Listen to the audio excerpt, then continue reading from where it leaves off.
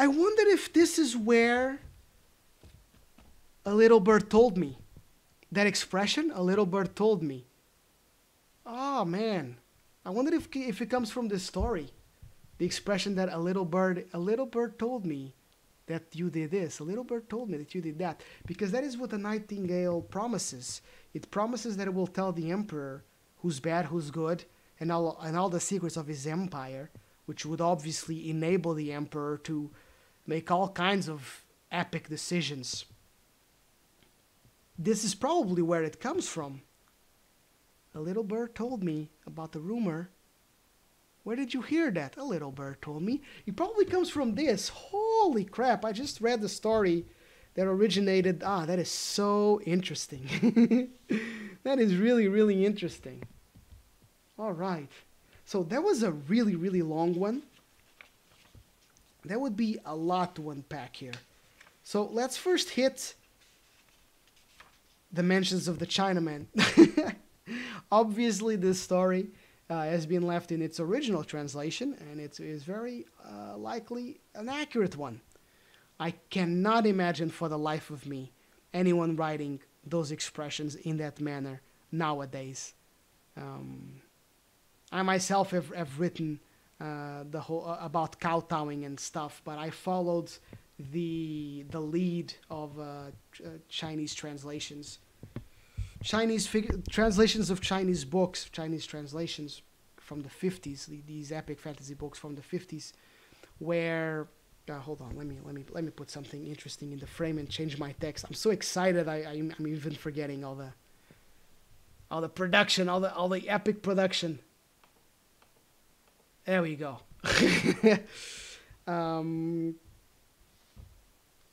Let's focus on the bird. Oh, and it's even, this is the bird. The mechanical bird that you wound up to sing. This is him. This is it. Hollywood. I'll get to that soon. It's very interesting. Nowadays, you would use kowtow, bow. You would never say like a Chinaman. That is so, wow, out of this world. You know, because people will go after you if you write a Chinese character doing a lot of that. They will already go after you. But if you specifically narrate like a Chinaman, that is an insane way to describe it. And it would never fly nowadays. I don't think any editor would let it go. And if you get any attention for it, but that aside, let's talk about all the good stuff. So, first off, there is that point. I'm very confident that this is where the expression "a little bird told me" comes from. It's very interesting in that respect, historically speaking. And it is funny to me because the story has nothing to do with rumors at all. This comes at the very, very end.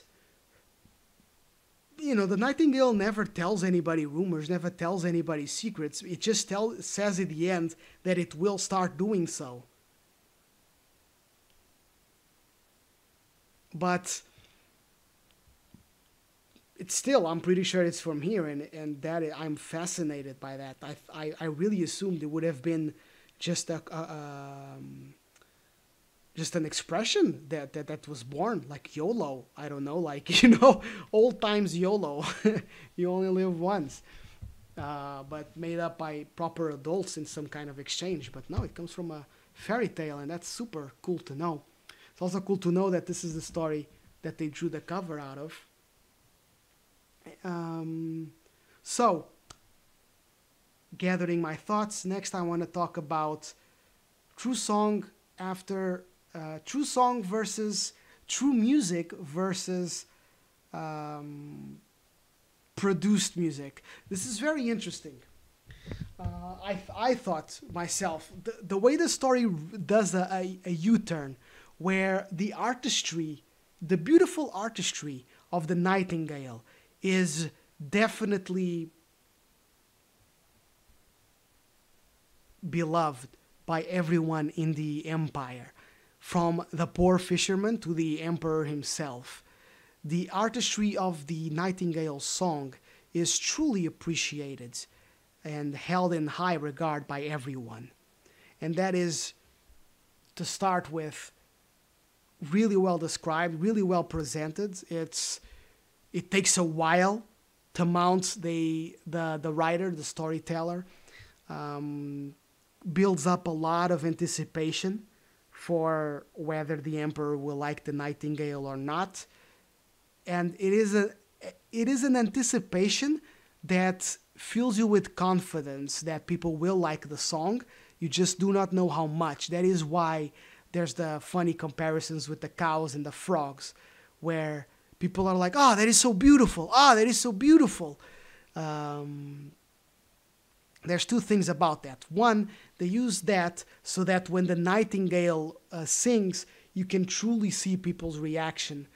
That is even more than they were like, because they were like, "Oh, that is already so beautiful." The cows and the frogs were pretty enough to surprise and mislead them, so you can imagine what the nightingale song was like. But there's also the duality of they just didn't want to die, and the fastest thing, the closest thing they could get to something that wouldn't get them trampled over, that was the exact expression, they would appreciate. I think I'm hitting the camera. They would appreciate. So that's point number one. As far as the beautiful as the music is concerned. Point number two is when it turns around.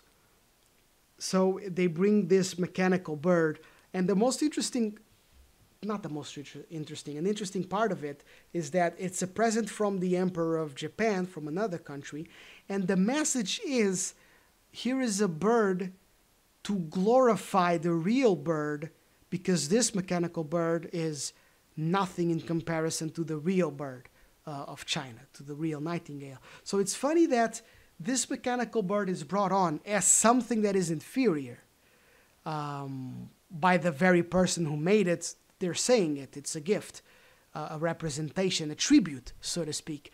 But the tribute becomes more beloved than the original musician. And then there's all these comparisons saying, like, we know what the mechanical bird is going to sing, we can practice it, we can try and sing along with it. We know that it's always going to be beautiful and pretty. We know what it's going to do. And this is such a strong comparison. It is shocking to me that this such a strong comparison between real art and produced art for the masses, mechanical, repetitive, and designed to please, designed to meet the human expectations and what the master, the music master in the story knows will be pleasing. So he knows these notes are pleasing, and if I arrange them in this mathematical way, I can program, literally program this song and this art. I can program it, and people will, so that human here will love it, and then he oversells it as the expert on what is good music. So all of this feedback loop of repetitive production music, or art, let's expand it to art, and its comparison to the real art and the real artist who starts to lose the spotlight, because its art is his art is harder to understand, harder to articulate one's appreciation for it, because for a produced art, an art that everybody can understand and expect, sing along to, it's easier to articulate your appreciation. You can say, I really like that part, I really like that part. But when it comes to something so abstract as real art, as the real songs that the nightingale is singing, one has a much harder time articulating and explaining why they like it. This is important because when you're trying to relate to someone who likes the same thing you do, you don't want to just say, that is beautiful, and then they go, yeah, you're right, I agree, it is beautiful. and you don't have anywhere to go from it. It really is quite amazing. It's fascinating. It's just so poetic. Yes, all these vague words. But think about when you're talking about your favorite pop song, you know. You know when it goes ta na na na na na na na na na na na na. You can go and sing up the part, and the person can go yeah ta na, and they can sing with you. So that alone already creates such a stronger sense of enjoyment than just listening to a music that you don't know where it's going to go at all. It's like listening to a symphony for the first time. Imagine listening to a symphony for the very first time, and then the symphony never repeats itself. You can kind of see how you would prefer to just listen to the symphony that does repeat itself and never gets old. That's kind of stretching it a little bit, but it's a fairy tale. We'll take it. A music that is the same and never gets old is I think is impossible, but you never know. And it's very fascinating to me that a fairy tale written in God knows when, very, very long time ago, is so accurately, it really makes me think of how humanity it just does not change. I don't know the context, the historical context of the story. Obviously, I could look it up and investigate it thoroughly. But I think that steals away from analyzing the stories in their timeless form, in how they should be analyzed. Because good stories should be timeless. Good stories you can always apply to the now. It helps to know the historical context for certain things. Like the way they describe the castle and saying that the castle is made of porcelain to signify wealth, which you would never do it right now. But it makes me think that this was written in a certain age. Anyway, it helps to understand why things were written in a certain way, why certain metaphors were used, why they would describe a man bowing as nodding the head like a Chinaman. It helps for that stuff, to accept words that you wouldn't use nowadays, to accept expressions that you wouldn't use nowadays. It helps to know the historical context so that you know what they mean by that, etc. But in terms of the lessons, in terms of the themes, they should be timeless. And the theme of real art versus art that is fake art, engineered, programmed art. Like this story was written in a time programming didn't even exist, but obviously you had watches. But they could already think about programming art, synthesizing a music that is designed to please someone and be repetitive and hit those notes, chorus, bridge, bam, bam, chorus, bridge, bam, bam, bam, bam, chorus, bam, bam, chorus, bam, bam, bridge, chorus, chorus, ends, Just the fact that they were already into this back then, and probably they were already into it way back before that. Likely we can find other stories and other poems even more ancient, probably stuff even in China, talking about this fight. I mentioned Hollywood before because this is how you think about Hollywood, where they start thinking about nothing but the formula that guarantees a return of investment. Let's not mess with the formula. Let's not be creative. Let's not take risks. This is what works with the masses. This is what the masses want. And so what happens? The real creators and the real artists start like disappearing and doing indie stuff, doing stuff in outside festivals. They release a movie in like 10 theaters alone, and they just, and some of them managed to be in mainstream, but let's not get into that too deeply. But you can see the parallel, and you can definitely see it with the music, where all the good music you find randomly on just some YouTube channel of some music artists you know, their Spotify, and they've got their stuff on the Spotify, they've got their stuff on SoundCloud, they've got their stuff, like I said, on YouTube, they've got their stuff on iTunes, and like they themselves put their stuff in there, because you're not going to find it on some random store. They're not, you know, they're not with a publisher producing records, because only people who can guarantee a return of investment are allowed to do that, and they are in the mass production business. Fascinating stuff. There was an additional point that I wanted to cover, which was two things. Sorry that this is going very long, but hey, the other ones were very short, so one long one, it doesn't hurt. It's a stream anyway. Streams are supposed to be long. So, let me reframe this. I really do gotta figure something production-wise to keep people's eyes interested in something that's happening. Actually, I can take off the webcam and put on my image. Yeah, because this image sort of animates and it's really cool to look at. So, additional points. The tears in the Emperor's eyes. And the fact that the bird does not want to kill the mechanical bird. Though, like, point one, the tears in the eyes. That is truly wonderful. So the mechanical bird doesn't even care that the Emperor is dying. Like, it's mechanical. It's just like it's produced. It has no real investment in who's listening to the song. It has no real investment in the song itself. And the investment that the music master, the man who builds the bird and produces the music, his investment is just getting the accolades and getting famous and getting popular, which is why he's only ever mentioned in the story as the guy who built the bird and then the guy who says that the bird is awesome and its music is beautiful. That's all we see the music maker doing is, hey, I'm the music maker.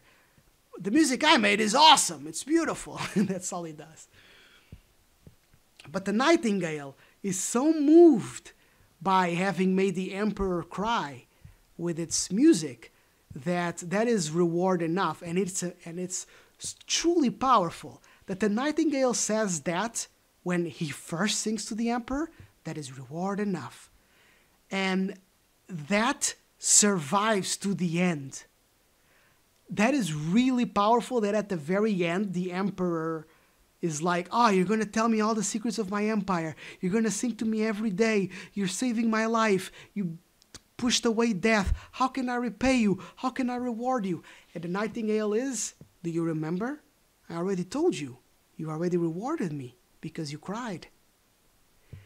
That is a very poetic, very hyperbolic, poetic way to manifest an artist's love for having their art appreciated. When someone appreciates it in this regard, and it's important to note that the Emperor had a castle of porcelain. I am going to explain why the Emperor's opinion, the fact that the Emperor cried, is more important than the poor man fishermen and the maids and all of these other people who also appreciated the nightingale. And they cried and etc. And none of them were as meaningful as the Emperor. This is why. The story describes the Emperor. He had a castle of porcelain, and they describe all the riches and so many jewels, so many gems, so many beautiful things that the Emperor had. The Emperor of China is by far, or was by, historically speaking, the Emperor of China, the level of art that the Emperor of China is subjected to is immeasurable. It's unimaginable, the amount of stuff that the Emperor comes into contact with, both foreign and domestic. It is beyond comparison, which is also why they write that the Emperor was so shocked to read poems in a book about something that he didn't know. he was reading an entire book of poems dedicated to his palace.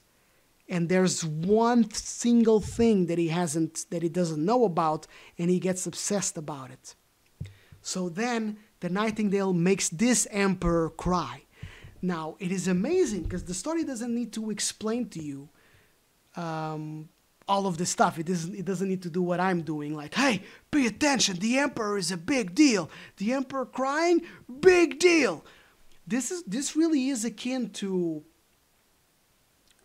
this is why painters would look towards the opinion of kings and high society people with high regard. Sometimes it was because it was good for business, good for their career, it got them money, etc. But other times it was just because it was a legitimate opinion. If I can get that guy to cry legitimately, authentically cry, then my art is the real deal. And that is why it is so significant. And the Nightingale felt such gratitude about it. Because this is why artists do their stuff. This is why writers write, and artists make the art, and make the music, and musicians make music, and architects make houses, the ones that are artistic about it, and the guys that make statues, I'm forgetting the word for them, and all of those guys. This is why comedians tell jokes. They don't want just to see someone laugh. They want to see someone crying, laughing. Crying is always the greatest manifestation of emotion. It really is when emotion takes over us. And usually as an artist, you're evoking a happy emotion, even if it's a melancholic, even if it's, the bird even says that I want you to be both joyous and, what was the word he used? I can find it very quickly. Good and the bad, they're all available for you. That you will think. Where is it? I can be my nest. Come, everything I will sit at your window and sing something to you. Joyful and pensive. He even says joyful and pensive. So both if you're like happy, or if you're just thinking about it, if you're thoughtful, if you're pensive, if you're melancholic. But when you cry, that is what we are looking for. That is what the artist is looking for. And when they achieve it, they really do feel. An actor is another example. When an actor puts up such a performance that it makes people cry, the audience cry. That is the epitome of success for an artist. And that's what the book is talking about. And that is why the Nightingale is so grateful. And that goes double for when it makes the emperor cry again and pushes away death and does all this stuff. The other thing that I was going to talk about, the final thing that I was going to talk about was... It was the tears and the fake bird, the love for the fake bird. Because the emperor says, I will smash the fake bird, I will get rid of it.